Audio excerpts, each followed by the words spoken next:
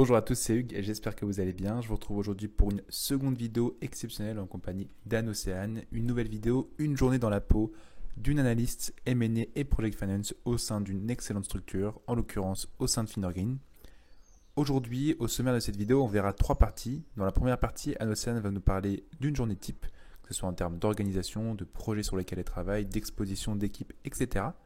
Ensuite, elle nous parlera de ses principales missions. Et elle terminera par donner des conseils pour toutes les personnes qui souhaitent travailler en M&A et en Project Finance. Je tiens à préciser que ce n'est pas une vidéo en partenariat avec Finnergreen. Encore merci à Anne-Océane d'avoir bien accepté mon invitation d'effectuer cette vidéo. Et je vous conseille vraiment de rester jusqu'à la fin de celle-ci parce qu'elle donne des conseils à très forte valeur ajoutée. Voilà, je vous laisse maintenant avec la vidéo. Très bon visionnage. Rebonjour Anne-Océane. Bonjour. Merci beaucoup d'avoir accepté ma seconde invitation pour effectuer cette vidéo. Donc, suite à la première vidéo, on s'était arrêté où tu as rejoint Finnergreen en stage de fin d'études et tu as obtenu l'offre justement pour rejoindre en tant qu'analyste cette structure. Est-ce que tu peux commencer par justement nous parler un petit peu de Finnergreen ? Oui, bien sûr, avec plaisir. Alors, Finnergreen, c'est une boutique M&A Project Finance qui est dans le monde de la transition énergétique. Et donc chez Finnergreen, ce qu'on fait, donc on aide les entreprises à effectuer leur levée de fonds, des entreprises seulement qui ont un business autour de la transition énergétique. On fait aussi du financement de projets, donc on va aller chercher de la dette chez les banques pour financer des projets de la transition énergétique. Ça va d'un parc éolien à un parc photovoltaïque, en passant par l'hydrogène par exemple.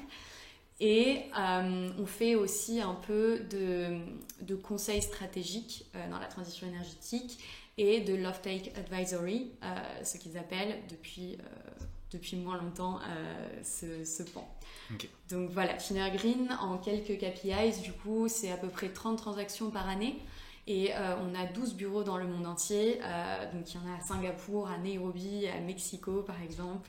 Bien sûr à Paris, Madrid et j'en oublie beaucoup d'autres, mais c'est donc une boutique à taille humaine qui s'est développée très rapidement depuis 2013, tout en restant très fidèle à ses valeurs de départ qui étaient de trouver des solutions pour la transition énergétique. Ok, super intéressant. Donc ça, on va dire, c'est totalement aligné avec ton parcours, disons, et avec ce que tu voulais effectuer justement à l'issue de tes études, suite aux différentes expériences que tu as effectuées pendant ta césure notamment.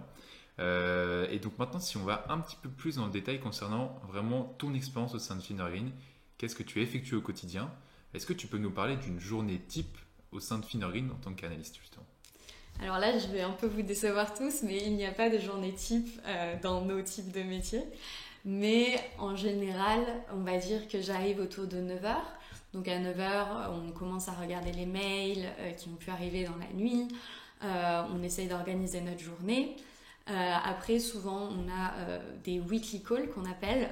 Donc avec nos clients, chaque semaine, on se prend à peu près 1 heure en fonction de la phase de la transaction. Mais dans toute la transaction, on se prend minimum 1 heure pour voir l'avancée de la transaction et relancer s'il faut, s'il nous manque des documents, etc. Et après, donc le midi, on mange. Certains de mes collègues vont courir ensemble ou ils vont à la salle ensemble faire du sport. Et on revient après. Et l'après-midi, on a des tâches diverses. Ça peut aller on va encore avoir beaucoup de calls pour avancer sur beaucoup de sujets.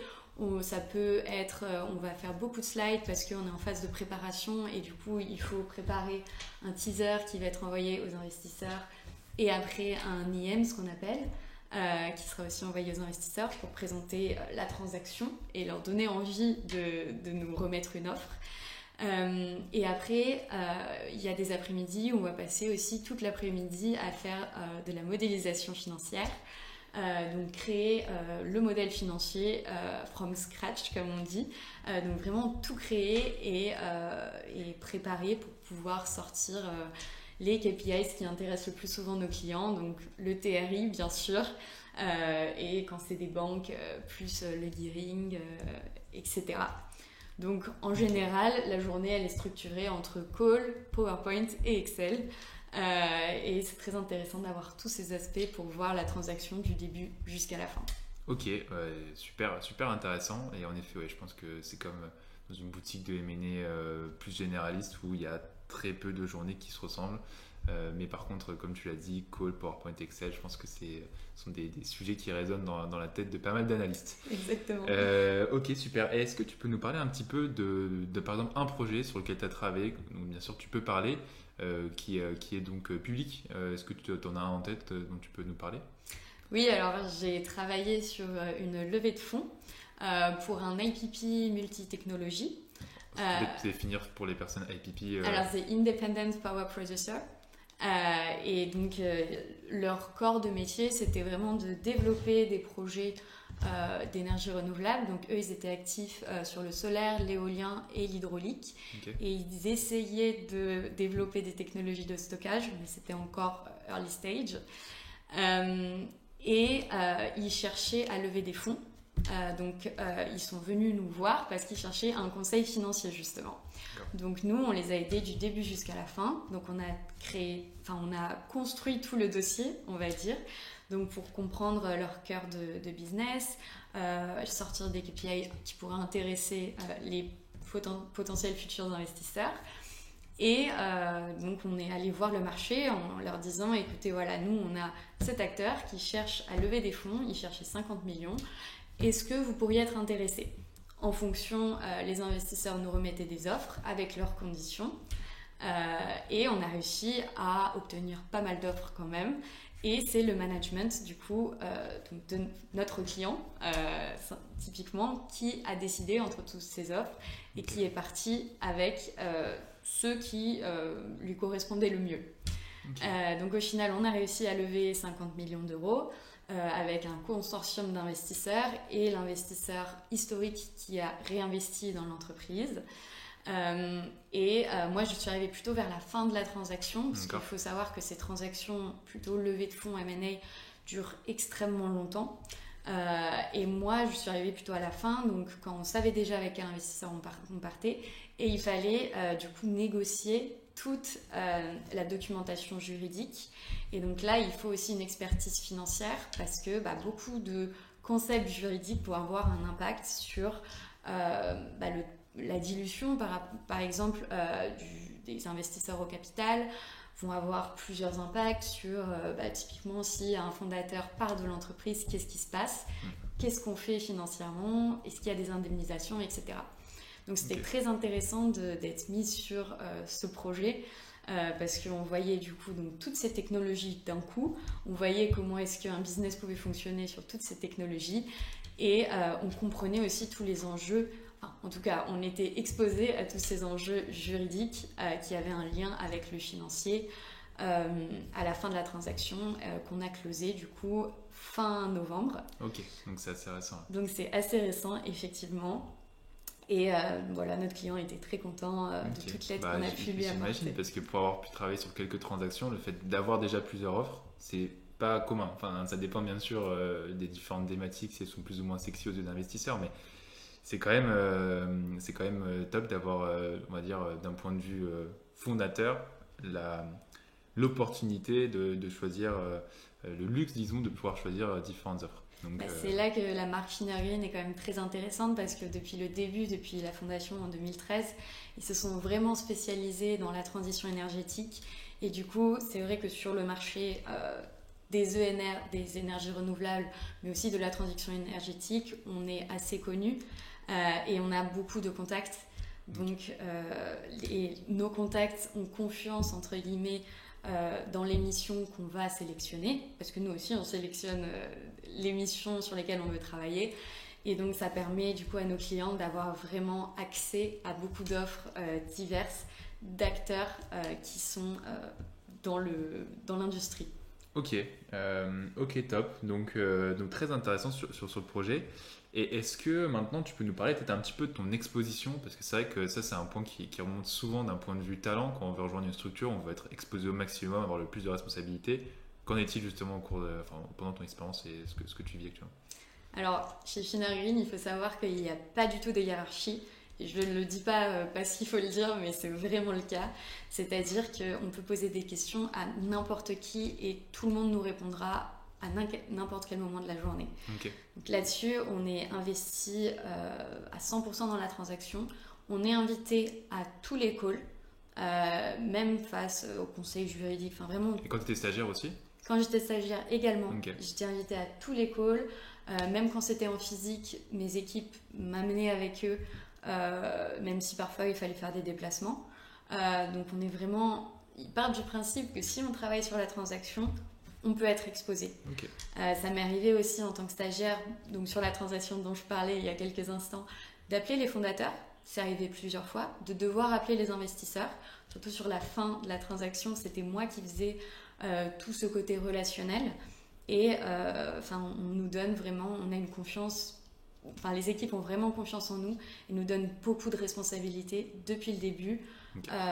en nous exposant vraiment sans problème aux clients à envoyer des mails, même si nous on ne se sent pas prêt et on ressent le besoin d'être backé par quelqu'un de plus senior, la personne sera là pour nous aider et ou envoyer le mail.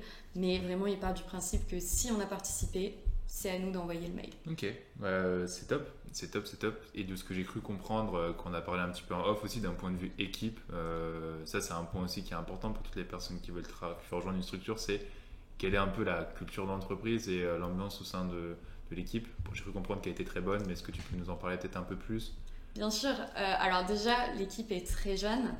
On a dépassé les 30 ans, il me semble, de moyenne d'âge il n'y a pas très longtemps, mais l'équipe reste extrêmement jeune, des jeunes actifs qui aiment beaucoup le sport, qui sont très curieux voilà, très gentils. Par exemple, moi je fais beaucoup de violon depuis que je suis toute petite et grâce à Finner Green, j'ai pu reprendre le violon à hauteur d'1 répétition par semaine tous les lundis soirs. Ils m'ont vraiment soutenue dans ce projet, même si ça voulait dire que parfois il fallait qu'après la répétition qui se terminait à 22h, je retourne face à mon ordi finir la tâche que j'avais pas finie avant d'aller à l'orchestre. Ils m'ont toujours encouragée et m'ont dit, voilà, ils étaient très contents pour moi que je puisse reprendre ma passion. Okay. Même certains de mes collègues sont venus me voir à mes concerts, par exemple, et c'est très très souvent que beaucoup de collègues vont courir le midi ensemble, organisent plein de sorties ensemble. Donc il y a vraiment une très bonne ambiance, très humain et une très belle cohésion de groupe entre nous tous. Ok, super. Et tu as touché un point qui est important aussi. Encore une fois, je mets de la place des étudiants qui veulent travailler en project finance et mener tout ce qui est aux énergies renouvelables. Tu as parlé du fait que tu avais une certaine flexibilité sur justement pas ton emploi du temps, mais sur le fait que tu peux partir un peu plus tôt potentiellement pour aller faire du sport, du vélo, etc. Qu'en est-il concernant justement l'équilibre vie pro, vie perso, d'un point de vue charge de travail? Parce que au cours de la première vidéo, tu nous as dit je voulais pas postuler en M&A parce que j'avais peur justement des horaires.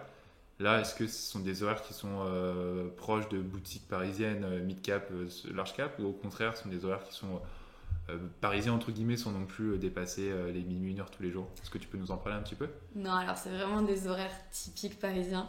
Il n'y a pas de 2h, 3h, 4h du matin pendant 3 semaines d'affilée comme on peut voir dans certaines structures. Il y a un excellent équilibre. Après, voilà, il faut savoir qu'en tant que conseil financier, bien sûr, il y a des périodes plus intenses où on va devoir rester un peu plus longtemps au bureau. Il faut en être conscient.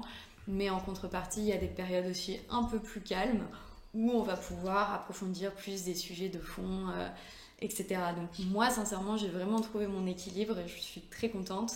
Okay. Et je sais que ça tient vraiment à cœur aux équipes. Ils nous font tourner, par exemple, toutes les semaines un questionnaire où on doit dire si on se sent surchargé au niveau du travail, si on n'a pas assez de travail, etc. Et toutes les semaines, ils regardent nos réponses pour voir si, typiquement, sur une transaction, il faut mettre quelqu'un de plus qui va aider ponctuellement pour soulager la charge de travail de telle ou telle personne. Et c'est vrai qu'au niveau analyste, on n'est pas surchargé. Et si c'est le cas, on peut en parler et c'est vraiment pris en compte. Et toute l'équipe essaye de trouver des solutions. Ok, super intéressant. Vous êtes chargé comme il le faut, disons. Donc, exactement. Ce qui est important quand on commence notre carrière. Ok, donc ça c'est top. Maintenant, si on passe, tu en as parlé un petit peu, mais si on doit résumer un peu, qu'est-ce que tu fais concrètement? Enfin, ce que tu fais concrètement.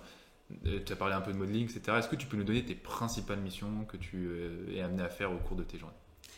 Oui, alors on est très investi dans le travail de préparation qu'on va appeler.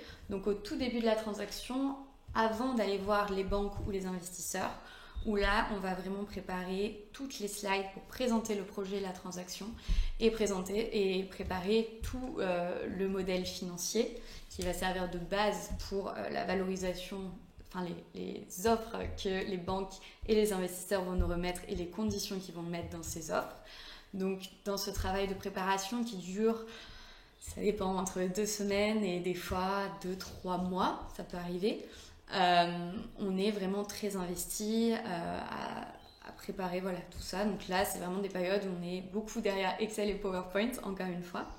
Après vient la période où les investisseurs vont regarder donc, toutes les informations qu'on leur a fournies et vont construire leur offre.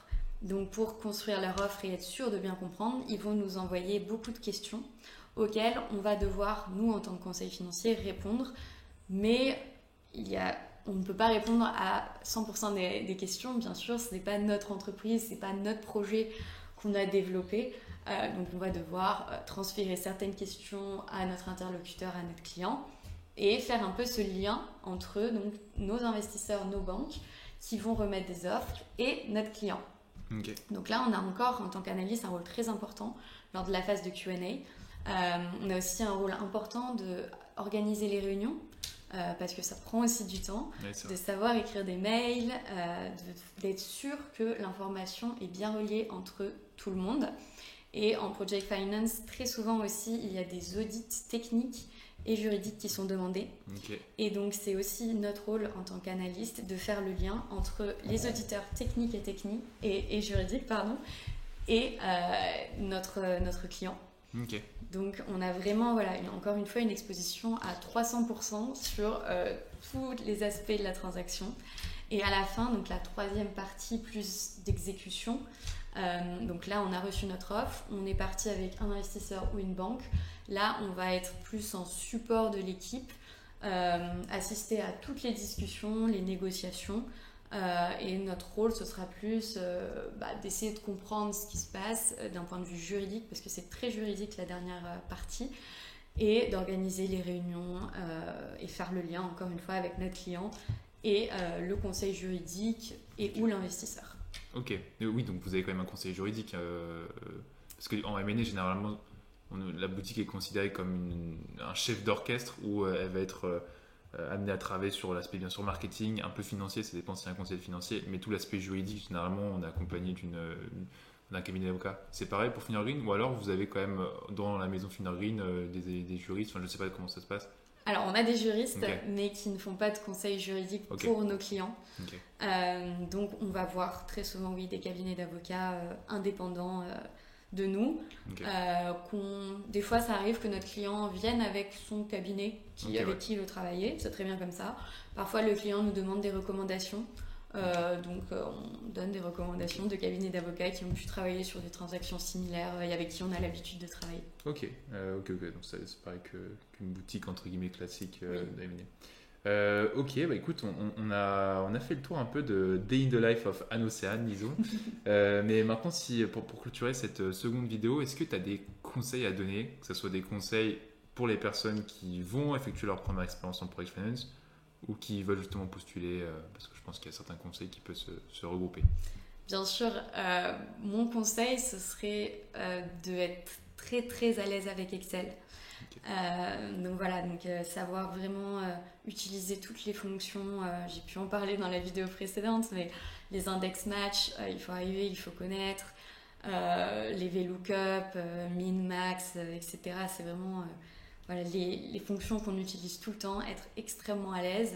Et si vous pouvez en plus faire quelques formations modeling, c'est toujours bien vu et c'est toujours un plus, surtout dans le Project Finance qui est un monde où c'est très technique niveau modeling.